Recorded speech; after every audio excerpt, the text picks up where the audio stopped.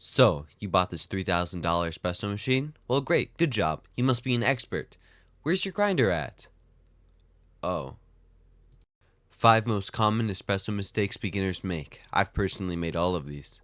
The first mistake beginners make, including myself, is don't start with an expensive machine. Lots of beginners first, before they buy their first machine, look at very, very pricey machines, but you just don't need it.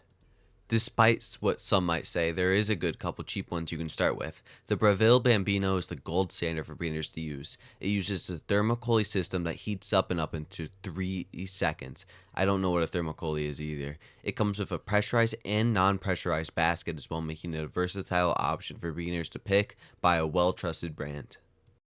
The DeLonghi Arte. I started with this wonderful machine and I am still using it. I bought this wonderful piece of art on sale for around $300. It comes with a pressurized basket with a built-in steam one, which is amazing. The only thing you need for a variety of drinks. This machine is outstanding for beginners, including myself. I couldn't recommend it enough. Grinders. A common mistake among people is to buy a cheap automatic grinder. While easy, cheap automatic grinders under $40 usually don't work as well as a manual one. Personally, I started with a generic grinder that I got off Amazon.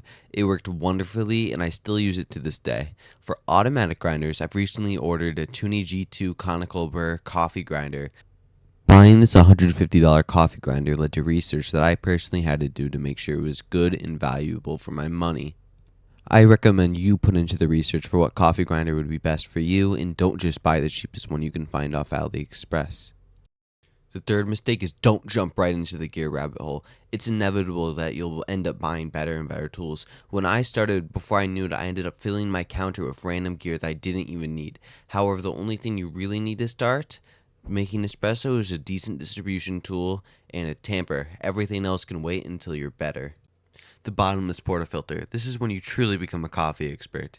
So, you just spot your bottomless portafilter, you're holding it, then you try to prepare your espresso as you would in your old pressurized one.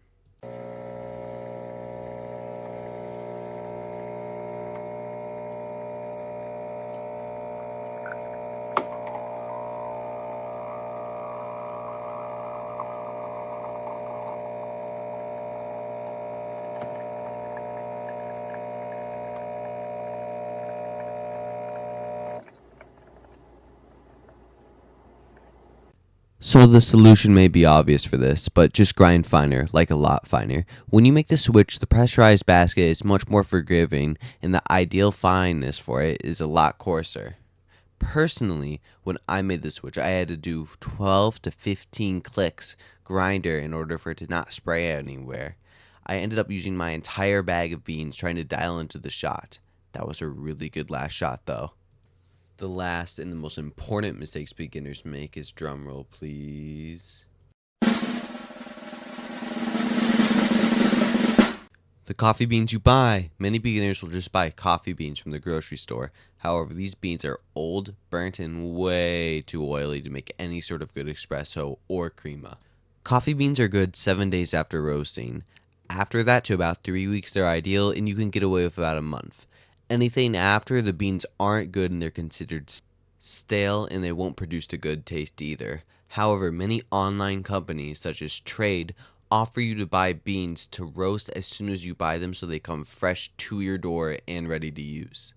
Trade is one of the best places to buy coffee and what I personally use. They offer a quiz to find what coffee should be good for you, a subscription, though I would personally prefer to buy what I want when I want. They're linked to a lot of different roasters. My personal favorite from Trade is Honduras Comesa, which has chocolatey and sweet notes. There is a referral code in the description for 50% off your first order of at least $15 from Trade.